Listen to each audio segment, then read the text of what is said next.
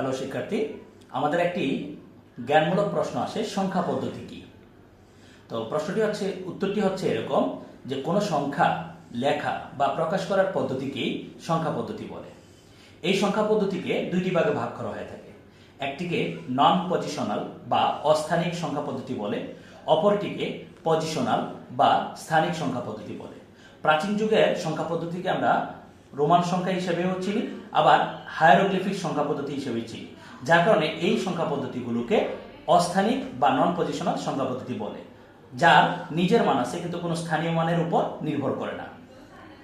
অপরদিকে বর্তমান সময়ে আমরা যে সংখ্যাগুলো ব্যবহার করে থাকি সেগুলো নিজের মান এবং স্থানীয় মান দুইটিই বিদ্যমান, যার কারণে এদেরকে আমরা স্থানিক সংখ্যা পদ্ধতি বলি। এই স্থানিক সংখ্যা পদ্ধতিকে চারটা ভাগে ভাগ করা হয়ে থাকে।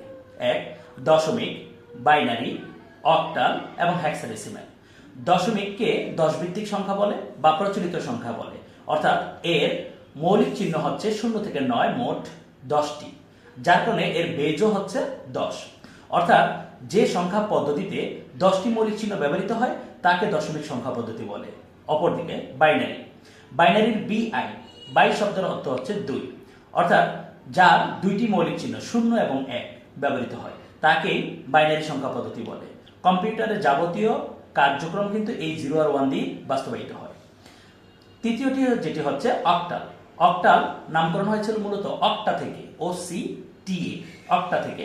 এর শব্দের অর্থ হচ্ছে 8 বা 8, যার 0 থেকে 7 পর্যন্ত মোট 8টি মৌলিক চিহ্ন, তাকে অক্টাল সংখ্যা পদ্ধতি বলে। এবং সর্বশেষ হচ্ছে হেক্সাডেসিমাল। এখানে হেক্সা শব্দের অর্থ হচ্ছে 6, এ থেকে এফ পর্যন্ত এই 6টি ক্যারেক্টারকে আমরা হেক্সা বলি এবং 0 থেকে 9 ডিজিটকে আমরা ডেসিমাল বলি। একত্রে আমরা বলি হেক্সাডেসিমাল। অর্থাৎ এর মৌলিক সংখ্যাগুলো হচ্ছে এরকম: 0, 1, 2, 3, 4, 5, 6, 7, 8, 9, 9 এর পরে A, B, C, D, E, F। Thank you.